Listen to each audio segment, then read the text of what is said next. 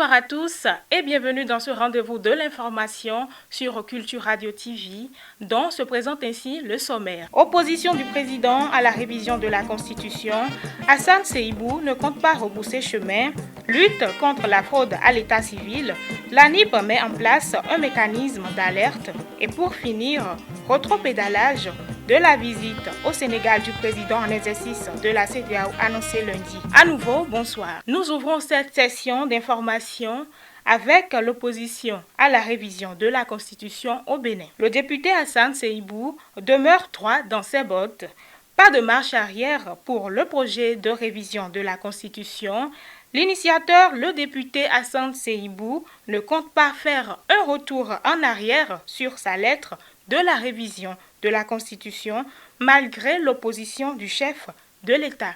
Marie Ferrassou nous en dit plus. À travers sa proposition de révision de la loi numéro 90-32 du 11 décembre 1990 portant Constitution de la République du Bénin, modifiée par la loi numéro 2019-40 du 7 novembre 2019, Hassan Seibou veut régler le débat sur la légitimité des députés et maires devant parrainer les candidats à l'élection présidentielle au Bénin.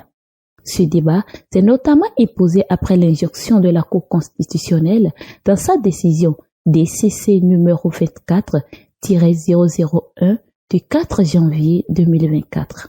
Le député propose à cet effet une modification des articles 42, alinéa 2 et 153 afin de régler le problème à l'encroire. Un seul député peut mettre cette nation en débat, clame Hassan Seibou, tout en soulignant que le chef de l'État, Patrice Talon, ne lui a rien demandé à ce sujet.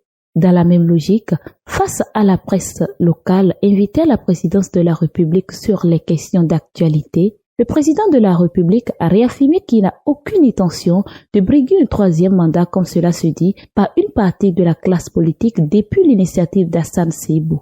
L'actuel locataire de la Marina s'est prononcé sur la question de la révision de la Constitution béninoise qui occupe les esprits depuis sa rencontre avec les trois partis politiques, les démocrates, le bloc républicain et l'Union progressiste Le Renouveau face à la modification du code électoral.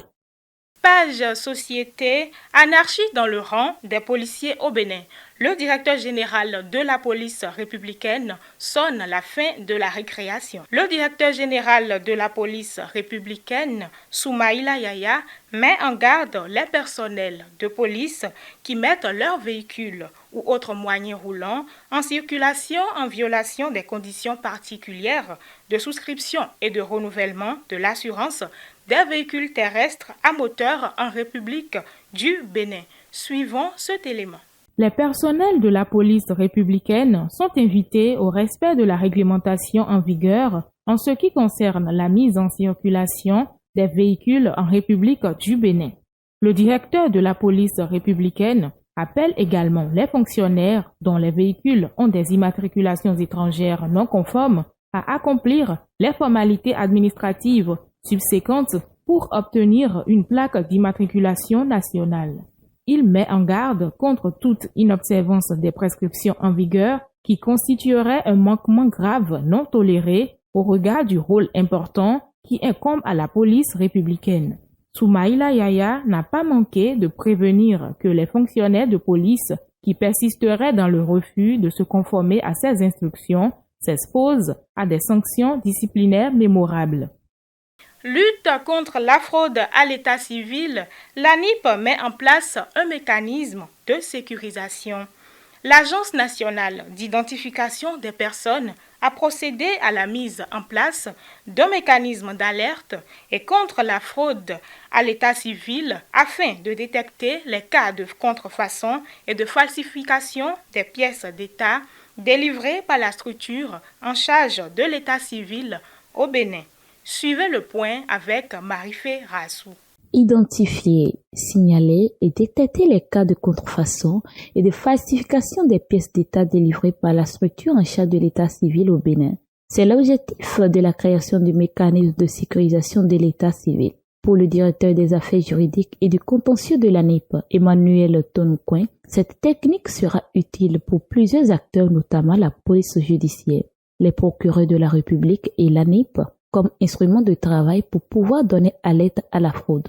L'ANIP a souligné que les faussaires généreux d'imagination et d'intelligence ne faciliteront pas la tâche, d'où la nécessité, selon Pascal Nyamoulinda, de rêver d'une polémique pénale spéciale pour la gestion de la fraude à l'état civil. Page culture en brève, lecture théâtralisée à l'Institut français du Bénin. Dans le cadre de la célébration de la fête de l'amour ce mercredi 14 février 2024, l'Institut français du Bénin propose au public une lecture théâtralisée avec Floris Adjanohou et le duo Landry Plus. Prenez donc rendez-vous ce mercredi à partir de 19h. Interactualité à présent, vols commerciaux, le ciel nigérien ouvert à tous les pays sauf le Nigeria. Le Niger a décidé de fermer son espace aérien au Nigeria. L'annonce a été faite par l'Agence pour la sécurité de la navigation aérienne en Afrique et au Madagascar à travers un communiqué. Arsène Baguidi pour les précisions. La fermeture de l'espace aérien du Niger aux vols commerciaux en provenance ou à destination du Nigeria est une mesure faisant suite à une similaire des autorités d'Abuja.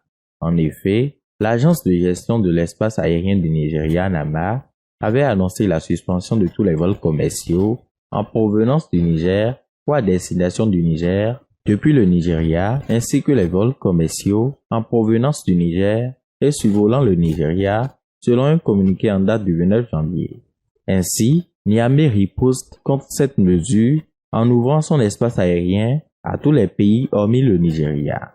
Cette exclusion ne concerne que les vols commerciaux qui atterrissent ou décollent du Nigeria et ne concerne aucunement les avions survolant l'espace aérien nigérian sans s'y poser. Il faut préciser que les navigateurs aériens ainsi que les transpondeurs ADS-B et ou radars doivent rester allumés pour tout vol s'effectuant dans l'espace aérien de la République du Niger. En ce qui concerne les vols militaires, opérationnels et autres vols spéciaux, une autorisation préalable des autorités compétentes est requise. Crise au Sénégal, la visite à Dakar reportée pour Bola Tinubu.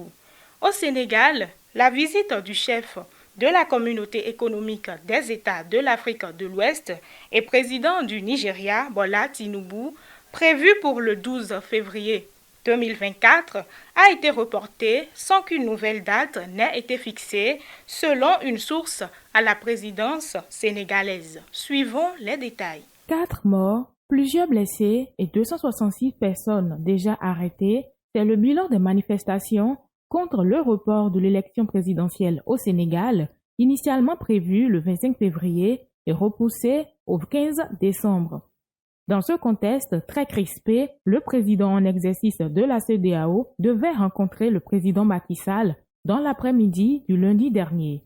Une visite reportée sine die. Rappelons que la semaine dernière, la CEDEAO a appelé le Sénégal à rétablir urgemment le calendrier électoral. Par ailleurs, la mission d'observation électorale de l'Union européenne annonce le retour de ses 32 observateurs longue durée au vu de l'incertitude du calendrier électoral. La mission se dit également inquiète que la décision de reporter le scrutin présidentiel puisse constituer une rupture avec la longue tradition de démocratie au Sénégal. Page sport pour mettre un terme à cette édition. CAN 2023, le point des statistiques.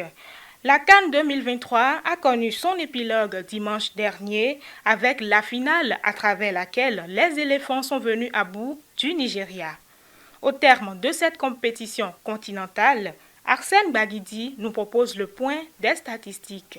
Sacrée championne pour la 3e fois de son histoire, après 1992 et 2015, la Côte d'Ivoire devient ainsi le 9e pays hôte à remporter la CAN en l'organisant.